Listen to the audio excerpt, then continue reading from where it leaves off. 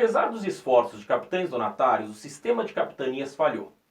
Mas restou para todo o período colonial e de alguma forma para o Brasil contemporâneo a ideia da Câmara Municipal. A ideia era a seguinte: para cada vila colonial teríamos uma instância local de poder. Nessa instância, a local, os cargos eram ocupados por moradores locais. Nas vilas eram erguidas colunas, que podiam ser de pau-brasil ou de pedra, mas tinham a função de marcar a presença da lei, da regra. Era o pelourinho, que podemos ver nessa imagem. Além do pelourinho, que servia para amarrar aquele que seria castigado por descumprir a lei, via de regra era um escravo, o que apanhava, eram construídas a igreja e a alfândega, e assim a vila começava a existir. Nesse cenário em que o rei está longe e o capitão donatário também, o poder passa a ser do próprio latifundiário, que ocupa os cargos na Câmara. Ou seja, o poder é a pessoa que está ali. Nesse caso, chamado de homem bom. Estes homens bons, proprietários, autoridades das vilas em que moravam os senhores de escravos, terras ou engenho, eram o centro gravitacional de tudo que era produzido, de todas as riquezas. Também era de toda a administração da vila. Temos aqui, sem dúvida, o embrião do coronel.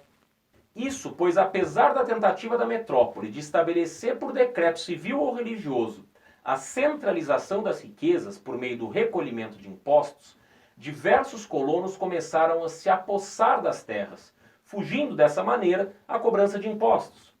O próprio sistema de sesmarias emperra, pois os capitães não são capazes de administrar e verificar tudo o que ocorre em suas terras, muito menos a coroa. Também é tarefa quase impossível para a mesma coroa controlar o que faz cada donatário. Então, os donatários estão à própria sorte, e os colonos em suas vilas também. Na prática, a Câmara Municipal se torna um centro de um poder quase autônomo, um espaço de legitimação e reconhecimento do poder dos proprietários, que se associam e disputam poder entre si.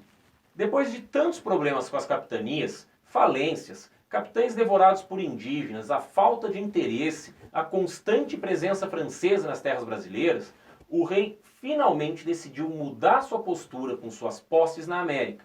Decidiu criar o governo geral. Agora, as coisas deveriam mudar, e muito. Se no sistema de capitanias tudo deveria ser financiado exclusivamente pelos capitães donatários, com a implementação do governo geral, a coroa passa a investir maciçamente na colônia, ao implementar um sistema de ocupação do território. Dessa forma, os sistemas judiciário, fiscal e administrativo recaem sobre o governador-geral, liberando os capitães a se ocuparem da exploração econômica das terras. A posse das capitanias não deixaria de ser dos capitães, portanto, mas eles deveriam agora ter a supervisão do governador-geral. A expectativa ao investir tão pesadamente no Brasil deve ter sido muito grande. Devem ter apostado todas as fichas, porque as coisas para Portugal vinham ficando cada vez piores. Desde o começo das navegações até agora, esse país foi perdendo espaço no cenário internacional, especialmente nas chamadas carreiras das Índias, que já tinham sido exclusivamente lusitanas, e agora eram também francesas, holandesas e inglesas.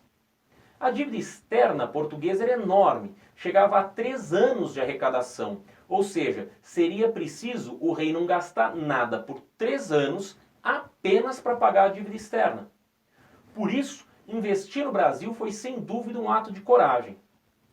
Também foi um ato de coragem porque seu grande rival, Francisco I, rei da França, acabava de assinar em 1544 o Tratado de Paz com Carlos V da Espanha, o que significava que tanto um como o outro, agora em paz, teriam mais dinheiro e tempo para investir na exploração do além-mar.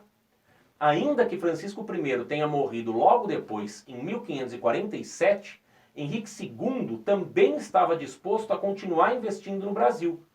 Por isso, autoriza a vinda do capitão francês Villegagnon, que acabaria fundando a França Antártica, no local que chamamos hoje de Rio de Janeiro.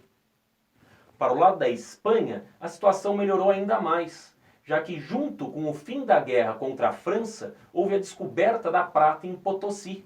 Ou seja, além do ouro, a Espanha tinha agora prata na América. abrindo mais cidades por aqui. Além de Buenos Aires, que controlava o acesso ao Rio da Prata e Assunção, foram criadas Lima e Santiago do Chile, por exemplo.